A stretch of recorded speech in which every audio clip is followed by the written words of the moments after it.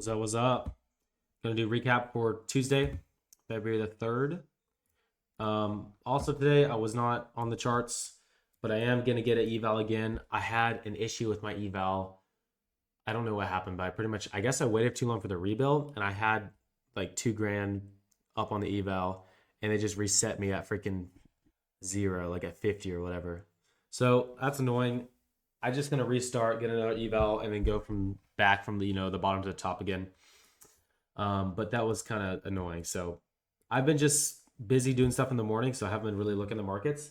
But starting the eval tomorrow, gonna get back on it and yeah, do more recaps with actual live trades instead of just looking at the market. All right, so what was my narrative into the day? Bearish bias.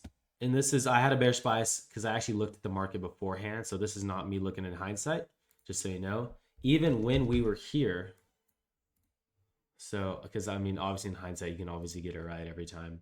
But even when we were like here, I had a bearish bias because we, oh frick, where's the 1 hour? Tapped into this gap. We already respected the CE here. So we respect it again.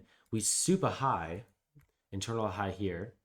So I'm obviously looking for low prices because we're going liquidity imbalance. We're going to go to this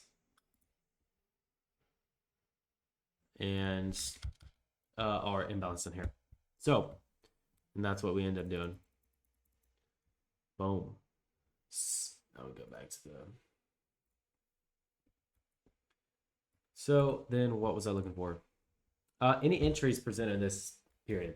So as I was watching the markets, I was just paper trading. I didn't take anything, but I was watching it. I'm like, okay, sweet. Bearish narrative, looking down, looking for this internal, and then also looking for this fair value gap open here as our target. What range was I using? I think I was using this one. Let me see what range I was using in the morning. 243. Go down. Might have been using this one. Yeah. Just for my session range. Okay. Sweet. So we tap, obviously put in a high and we soup. So I'm expecting lower prices. Let's see what entries we got. I was looking for this fair value gap to get tapped, but we never did. C9, nah, it never got up there. I don't know if we even had an entry. Obviously, this is against biased because we're bearish. This long here, well, it's not even really long. We have a liquidity pool. Nah, that's not even valid long. 50. Legit might not be an entry, guys, unless I'm just missing something. I was in this and that. 1001. That's way down here. Dang, we didn't get anything in this expansion. Because I'll turn on my candles because we want to look at. I use this to look at the 15-minute candles. We want to be entering on the wick of the candle or the body for continuations. For soups, we usually enter on the wick. So like up here somewhere. Let's see what else we got. But for continuations, we can enter in the middle of the body because we already know we're forming down. 1007. I'm not really seeing anything, y'all. I mean, okay, so we got 1019. Just double check that.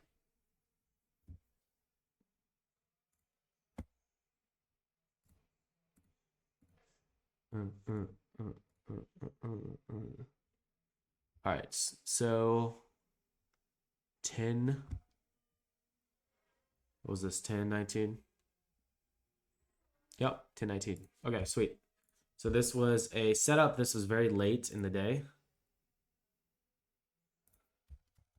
Yeah, that's very late setup. But you wouldn't even really catch much because we're like towards the end of the move when we're starting to turn bullish. It's just starting to get choppy down here.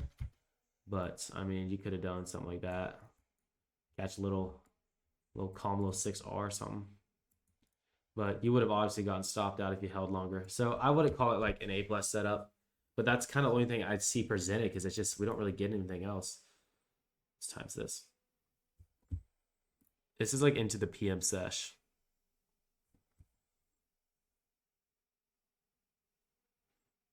Okay, so we do get soup here.